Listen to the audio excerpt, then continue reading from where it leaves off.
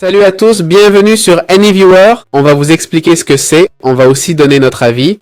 C'est un logiciel de bureau à distance, apparemment gratuit, sûr et rapide. Bon, gratuit, ils affichent un prix, donc pas si gratuit que ça. Utilisable sur Windows, Mac, iOS et Android. Bref, il offre un bureau distant performant, faible latence, connexion rapide, haute qualité, solution fiable pour support technique, informatique et accès à distance. Ça permet de toujours protéger nos données, ok? Ce qui est bien. Ils ont des témoignages qu'on verra plus tard, des vrais témoignages. Ça parle un peu du logiciel, mais les solutions, c'est surtout l'accès immédiat au bureau distant. Accès à distance, support, télétravail, mirroring d'écran, donc refléter le téléphone sur l'ordi sans fil ou jeu à distance, ok? Se connecter au jeu de n'importe où, par exemple. Bon, passons au prix maintenant. On voit la version gratuite. Un utilisateur, 3 appareils de connexion, 10 connectés, 2 sessions simultanées, 2 canaux, un mur d'écran et transfert de fichiers.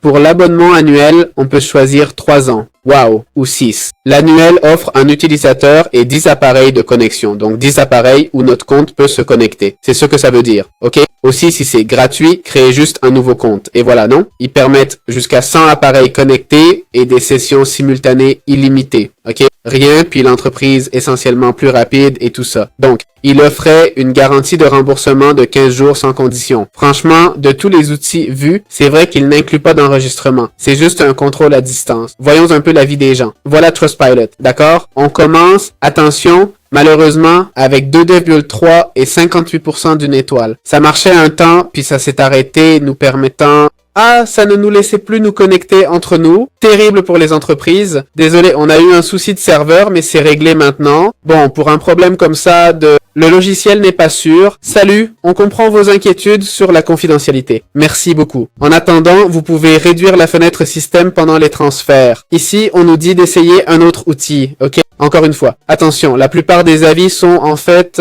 Ah, on ne peut pas le désinstaller. Bon, peut-être que cette personne ne savait pas comment, hein? Ça n'a pas beaucoup de sens. Ah, ils l'ont utilisé pour accéder à mon ordi. Bon, ça pourrait être quelqu'un d'autre. Vous savez ce qui a pu se passer? Que des gens utilisent AnyViewer pour accéder aux ordis des autres. Genre, non, c'est pas du piratage, hein? Mais frauduleux et AnyViewer a pris les mauvais avis. Vu que c'est gratuit, ça me donne cette impression, hein. Je sais pas si ce logiciel, je n'arrive pas à le désinstaller. Il me dit sans cesse que le fichier est utilisé. Bon, ces gens ne savent pas fermer les processus en arrière-plan, mais c'est vrai qu'il tourne constamment si on ne l'utilise pas. C'est compréhensible, hein, car il doit capturer l'écran, mais quand même.